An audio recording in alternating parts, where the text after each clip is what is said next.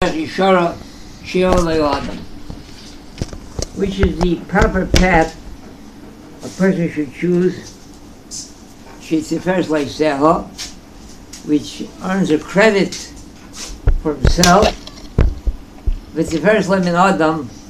it earns him esteem in the eyes of his fellow man.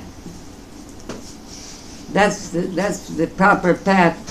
A person shouldn't choose extremes in either direction, and in that way, in his fellow man, it'll earn him credit for himself and esteem in the eyes of his fellow man.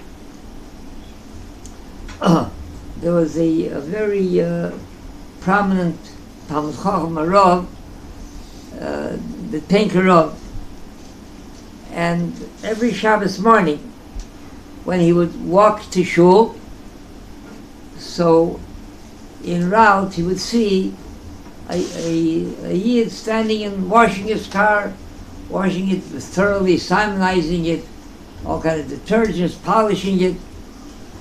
So it was Shabbos. So he went over in a very, very nice, cordial manner. He said to him, "Good morning, good Shabbos," and he went on his way.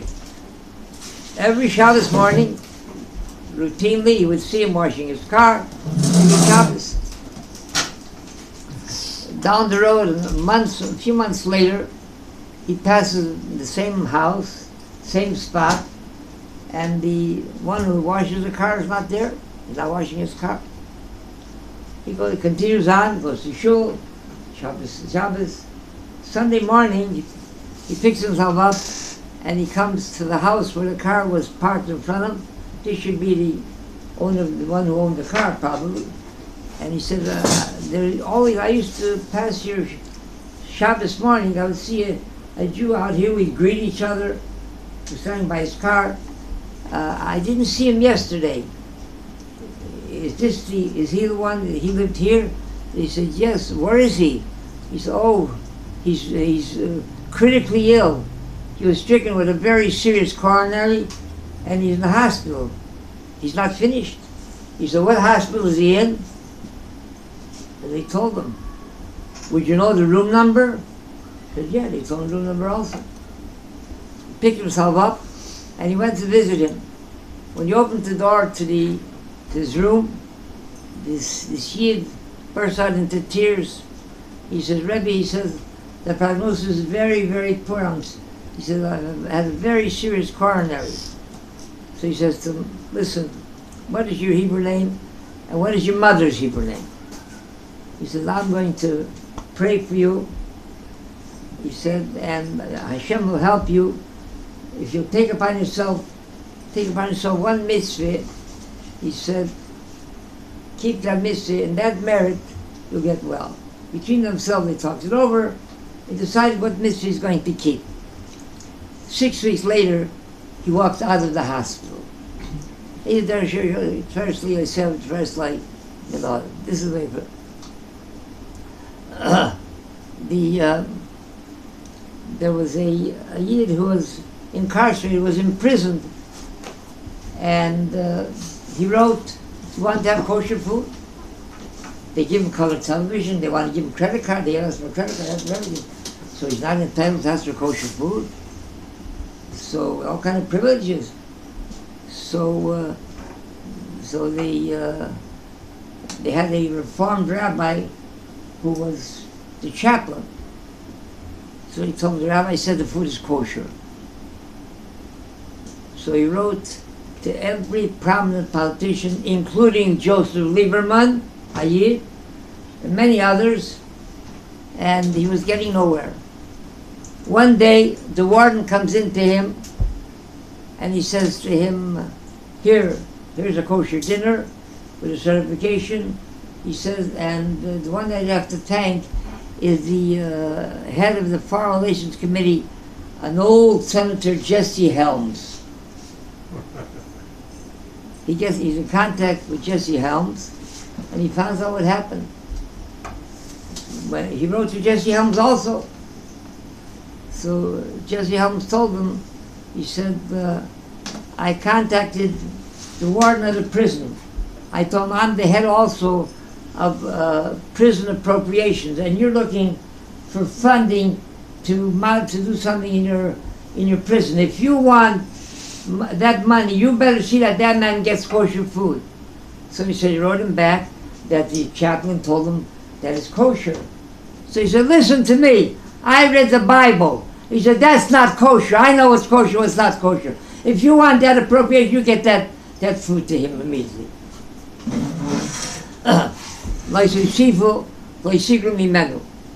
It tells us how we should observe our mitzvahs. We shouldn't add to it. We shouldn't detract. Detract, you understand? If you do the mitzvah not in the right amount, in the right measure, and you don't perform it properly, you understand? You're not performing the mitzvah.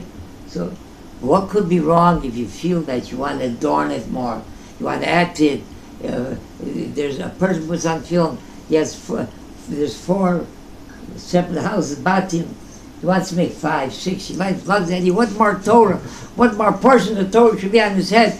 What could be so terrible with it? That's one of these. So the Dubner Maggid said a very, very clever parable. He said a man came over to his neighbor.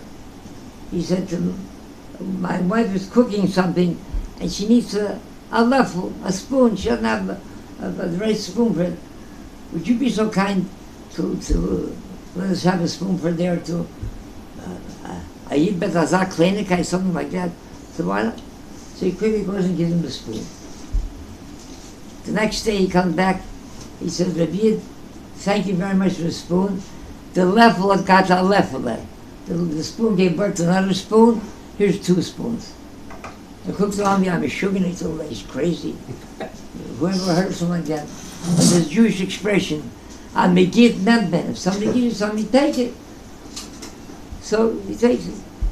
A couple of days later, he comes back, he says, we're short a pot in the house, a teppel. My wife is cooking something else. Could you be so kind as to... So he said, well, what are you asking exactly? He says, I think you fell off. So he quickly gives him a pot, a teppel. 2 days later he comes back, he says, Mazel Tov, the temple's got a teppel. The pot gives birth to another pot. Like we said before, I'm getting that. So he keeps going. A week or 2 later, he comes back. He says, you know, I need a special favor. I'm having a very important guest, and I have to make a good impression. So I need a very beautiful silver candelabra. Would you be so kind for one night to borrow me a candelabra? So he said, with a big smile on his face, he thought to himself, you know, this guy is crazy. He says from a level at a level, a temple at a temple, so in the candelabra, you know, that's not so much. But he's certainly going to bring me back 2 of them. So he runs quickly, and he brings me, he says, here, use it, gives him to, hey, go ahead. And an Eitzah he saw himself a big pocket. He's going to get a beautiful candelabra, a second one. A day passes, and almost a week passes, and he doesn't show up with the candelabra. He's getting a little filled with anxiety. He's waiting for the candelabra. So, you know, they say a gift to the heart, you don't look in the mouth. He wants to be nice about it. He don't feel like, don't think it'd be nice to go and ask for it. He's going to bring him 2. He's sure he's going to bring 2 candelabras. See, when a couple of days pass, he loses his patience. He figures he'll come with some kind of excuse. He'll tell me it was in the neighborhood, he wanted to send the job of coming. So he knocks on the door, he says, Rebbe, he said, I wanted to save you the job of coming bring back my candelabra. I was nearby, so I said, I came to pick up my candelabra. Oh, you can't pick up your candelabra. Take a seat. Oh, he's very good. Why did you take a seat? He says, you know, I don't like to be a bearer of sad tidings. The candelabra was in childbirth and it died. Exactly what I said. Don't get through, he gets outraged. He said, Mishuggner! You idiot, whoever heard of a candelabra going into childbirth?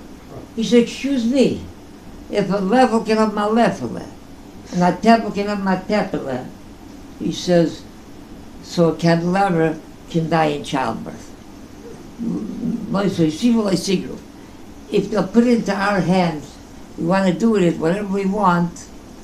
So today we'll want to add, tomorrow we'll want to subtract. That alone, to say that we have to add to the mitzvah, said that the Rebbe Shalom, he gave us the mitzvah in perfection, with shleimus. It doesn't need anything to adorn it, to beautify it. In conclusion, there was a group of so-called intellects came to Rav Azriel Hildesheimer, and they said, Rebbe, we'd like very much the people that are estranged from Judaism, their mitzvahs, that they should become closer. So 613 is a big commitment. But we should streamline them. Tell them they don't have to cut them in half. 300 mitzvahs is enough. This way, people they won't be so turned off. 600, 300. So he said, so I'll tell you. He says there was one time a merchant who was so in debt he couldn't pay off his creditors. So he went over to one of his creditors. He said to him, he said, I owe you 10,000 ruble or 10,000 whatever currency it was. He said, there's no way in the world I could pay it, but I want to be honorable. Can we sell it for 5,000? The best happens to be garnished. At least something better than nothing. So he said, look if you can, I will sell for 5,000. So he said, okay. He said, here, I'm going to give you an IOU for 5,000. And give me back the one that you have for 10,000. I'll tear that one up. He says, Chochem. He said, if you would come with 5,000 cash, so I'll tear up the note and give you the old note. But you're giving me again an IOU. He says, you're not paying off the debt. He says, 2 years later you'll say that even 5,000 is too much. You want to give only 2,000. Better let that note for 10,000, let that stay. Whenever you'll be able to, and how you'll be able to, whenever you'll be able to.